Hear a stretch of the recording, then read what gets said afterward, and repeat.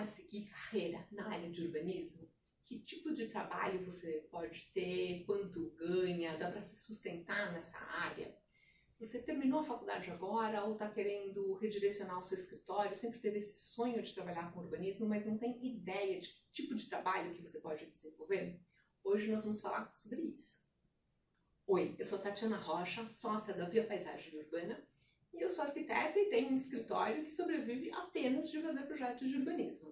A gente ouve muitos arquitetos com dúvidas sobre se dá para entrar nessa área de urbanismo, se vai ter trabalho suficiente, se tem mercado, qual é o rendimento. A gente ouve muito falar, eu e a Juliana, minha sócia, de que tem pessoas que eu queria entrar nessa área de urbanismo, mas não entrei porque não sabia se ia ter trabalho, se ia ter demanda. Então eu vou falar aqui sobre as possibilidades de trabalho. Vou até anotar aqui. Então, a primeira possibilidade que as pessoas sempre pensam é o emprego público. Muita gente acha que para trabalhar com urbanismo você tem que trabalhar numa prefeitura, enfim, numa secretaria de habitação, de planejamento, acham que a possibilidade de trabalho é essa. E para trabalhar num órgão público, como todo mundo sabe, a gente tem que prestar concurso. E você não tem certeza se você vai passar no concurso, você não tem certeza se você vai ser chamado no concurso, às vezes a gente presta concurso, passa, mas não é chamado. É uma possibilidade. É um trabalho interessante, mas você não tem garantias de que você vai conseguir trabalhar nessa área. As secretarias, né, de planejamento urbano, de habitação, desenvolvem um trabalho específico. No emprego público, se você vai trabalhar numa prefeitura, numa secretaria de habitação, de planejamento, ele tende a ser um trabalho mais conceitual, né, de desenvolvimento de legislação, revisão de legislação, aprovação de projetos. Nem sempre dentro de uma secretaria você trabalha projetando, mas não deixa de ser urbanismo, né? Esse trabalho conceitual também é urbanismo. Se você gosta dessa área, se você tem interesse, vale a pena. Eu tenho alguns amigos que trabalham aqui na prefeitura, na Secretaria de Habitação do Estado de São Paulo. E que tipo de trabalho que eles desenvolvem lá? Eles fazem projetos de reurbanização de favelas, de reordenação dos solos, eles acompanham e aprovam projetos de loteamento, enfim, outros projetos urbanos. É um trabalho específico da prefeitura, né, porque cabe a ela legislar e reordenar parte do território. Eu mesma, na época do estágio, logo que eu me formei, trabalhei na Companhia de Habitação do Estado de São Paulo, na CDHU, que era uma companhia que desenvolvia, ela ainda existe. Essa companhia, a CDHU, ela desenvolve projetos habitacionais para habitação popular. E lá eles desenvolvem todos os projetos, desde a parte de arquitetura, da edificação, como a parte de loteamento.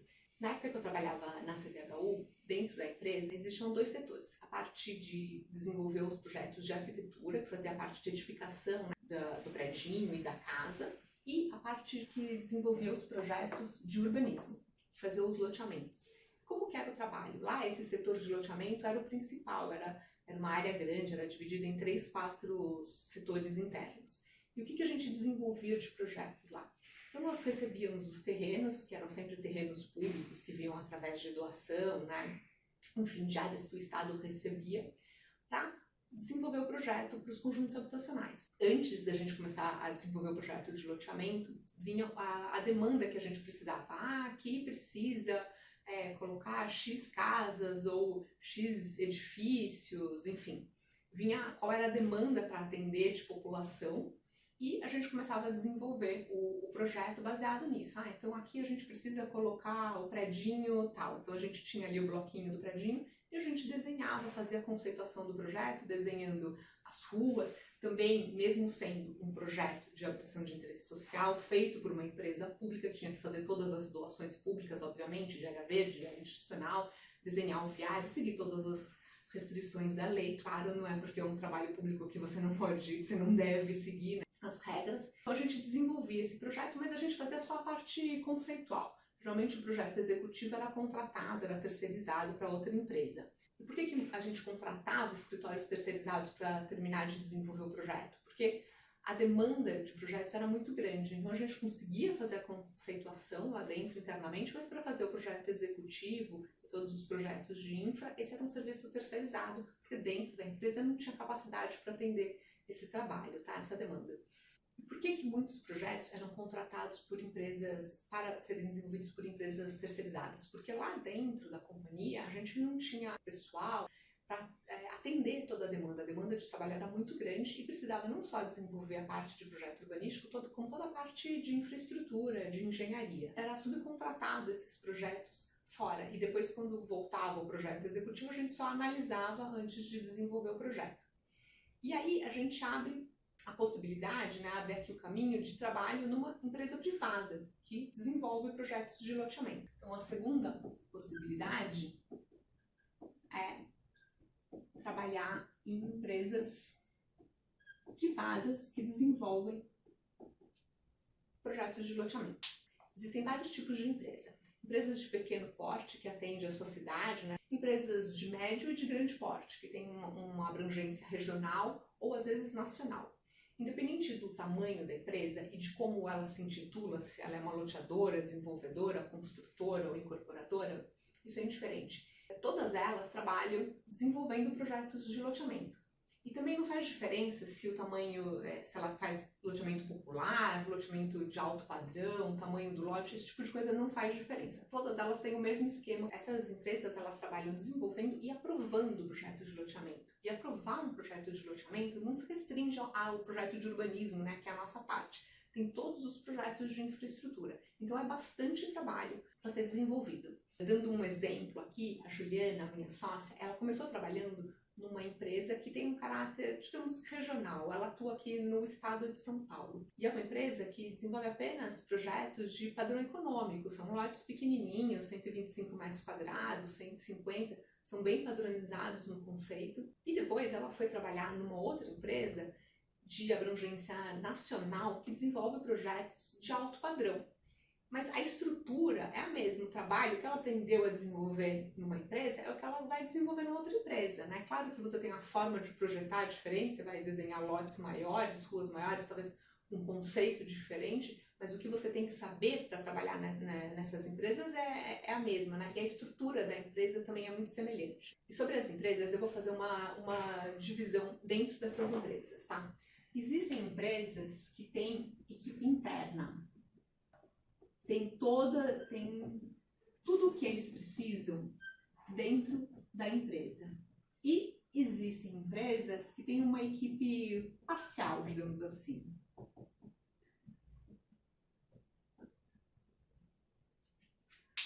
Algumas empresas têm toda a estrutura que eles precisam para desenvolver e aprovar um loteamento dentro da empresa. Ou seja, eles têm a equipe que vai desenvolver o projeto de urbanismo, a equipe que vai desenvolver os projetos de infraestrutura, a equipe que vai fazer a gestão e aprovação desses projetos, além da área comercial, enfim, outras coisas que você precisa para desenvolver, para vender, né, o seu produto no final.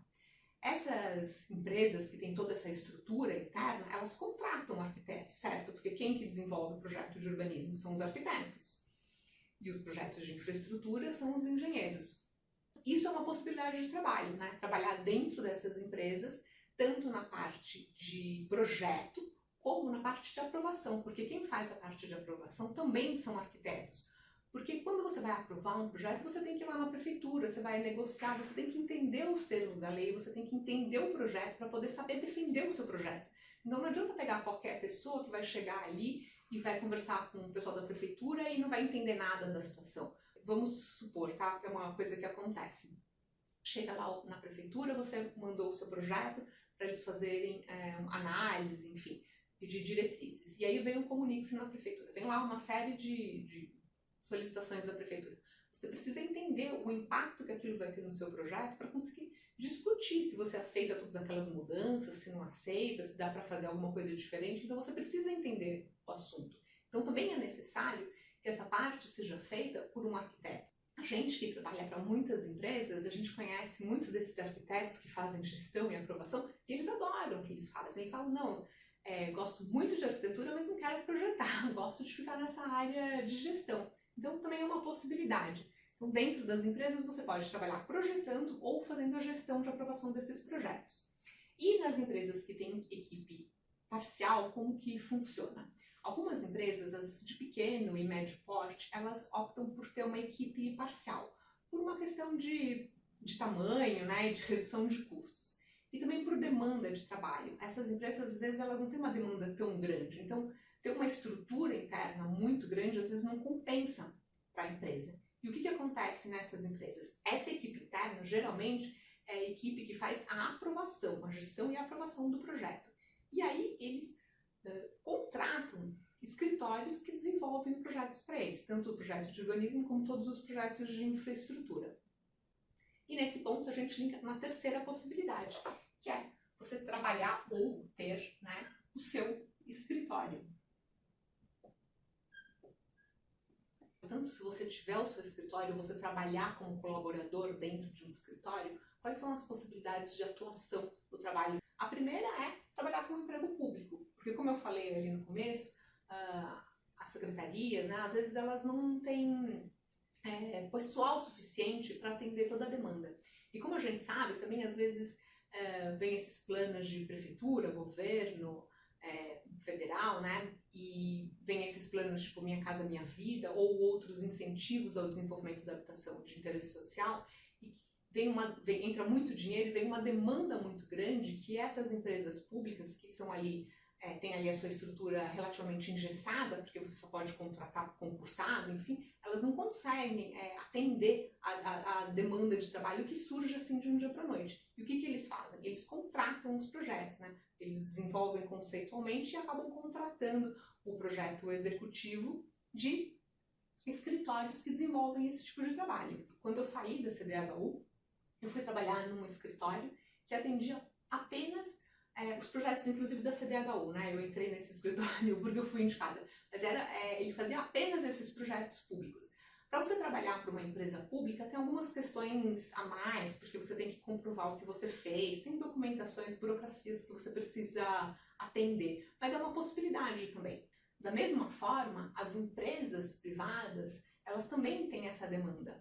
Mesmo uma empresa que tem equipe interna, eventualmente, podem também ter uma demanda que seja superior à capacidade da equipe naquele momento. Quando a gente teve o crescimento do mercado imobiliário, estava ali uma demanda de trabalho muito grande de projetos para lançar, a gente viu muito isso. Mesmo empresas que tinham equipe interna, elas acabavam subcontratando pelo menos uma parte, né? Às vezes eles desenvolviam conceitualmente o projeto e contratavam a parte de projeto executivo porque eles não conseguiam atender todo o trabalho que tinham. E nas equipes que tem equipe parcial, aí todo o trabalho vem para dentro do escritório. Nós, por exemplo, que temos o nosso escritório de urbanismo, na maior parte a gente trabalha com empresas que têm equipe parcial. Nós desenvolvemos todo o projeto, desde a conceituação inicial até o projeto executivo. Na verdade, até o estudo de viabilidade para ver se a área vai ter viabilidade, enfim, o projeto urbanístico, a conceituação, até o projeto legal para aprovação. Nós desenvolvemos todos os projetos. Mas independente se você desenvolve desde o começo, ou se você pega só uma parte do projeto, mesmo que você pegue só o projeto executivo, ele também é lucrativo para o escritório. E além de você trabalhar com os órgãos públicos, com as empresas privadas, uma outra possibilidade são as pessoas físicas. Essa é menos comum, né, na nossa área de loteamento, aqui de urbanismo, é menos comum você trabalhar com uma pessoa física, mas acontece. Às vezes chega uma pessoa, ela tem um terreno, às vezes é uma fazenda, uma herança de família, enfim, e a pessoa tem aquela área e ela quer saber o que é possível desenvolver de projeto naquela área. Dificilmente a pessoa física ela tem grana para bancar o desenvolvimento de um projeto de loteamento. Tá? O projeto de loteamento é um projeto muito grande, mesmo o custo só de projeto ele é alto, porque são muitas equipes, é um projeto complexo, que demora para ser aprovado, então o tempo também alonga a questão do custo, tem muitas taxas, enfim. Dificilmente a pessoa física ela tem grana para bancar o projeto e desenvolver o projeto sozinho. Mas a gente já viu acontecer isso em áreas pequenininhas, assim, então o custo ficou bem reduzido e a pessoa pagar o projeto e falar, não, vou fazer sozinha. Mas alguma dessas pessoas, o que elas fazem? Elas contratam esse projeto porque depois elas vão atrás de empresas, construtoras, incorporadoras que queiram fazer parceria. Mas elas já têm o projeto e elas já apresentam, olha, eu tenho meu projeto, você quer fazer parceria comigo? E aí entra na parceria para desenvolver o projeto, principalmente para bancar a obra. É menos comum, não é o foco principal, né, de captação do seu trabalho, mas é uma possibilidade também. Até agora eu falei sobre a dúvida principal, que é o mercado de trabalho, né? Onde eu posso trabalhar? E o segundo ponto é, dá para sobreviver disso? Já dando a resposta antes, sim, é possível sobreviver trabalhando nessa área. Por quê? Se você trabalha num emprego público, você vai ser contratado, registrado, enfim, é um trabalho que vai te dar ali o seu rendimento mensal. Se você trabalhar numa empresa, também você vai ser contratado, registrado, também vai ter o seu rendimento mensal, os seus benefícios, não tem nenhuma incerteza, né, nenhuma dessas duas áreas. E se você trabalha num escritório, se você é um colaborador, provavelmente você também tem algum acerto financeiro. Às vezes em escritório as pessoas trabalham ganhando por hora, mas enfim, você ali tem um acerto, você tem uma ideia do seu rendimento. Até agora eu falei sobre as possibilidades do mercado de trabalho, onde que era possível você trabalhar. Agora eu vou responder a questão financeira. Dá para sobreviver com isso? Bom, se você tem um trabalho, tanto um emprego público como se você trabalhar numa empresa privada, você vai ser contratado, registrado, você vai ganhar pelo menos o mínimo da categoria definido pelo CAL, você vai ser registrado seguindo as leis trabalhistas, enfim, é um trabalho fixo. E se você trabalhar num escritório, como um colaborador, você vai ter algum acerto ali no escritório, talvez você seja contratado, talvez você emita nota, mas você vai ter algum acerto financeiro sobre o seu salário, você vai ter uma ideia, né, clara de quanto você recebe. E se você é o dono do escritório, cabe a você, né, ir atrás dos clientes, fazer a sua divulgação de trabalho, a sua captação e aprender a cobrar direito os seus projetos. E por que eu estou falando que tem que saber cobrar direito? Porque ainda tem muito escritório de urbanismo e de arquitetura que cobra por metro quadrado. E como é que faz se você cobra por metro quadrado? Como você sabe quantas revisões você pode fazer? Como você sabe se no final você teve lucro no seu projeto? É uma coisa bem relativa, certo?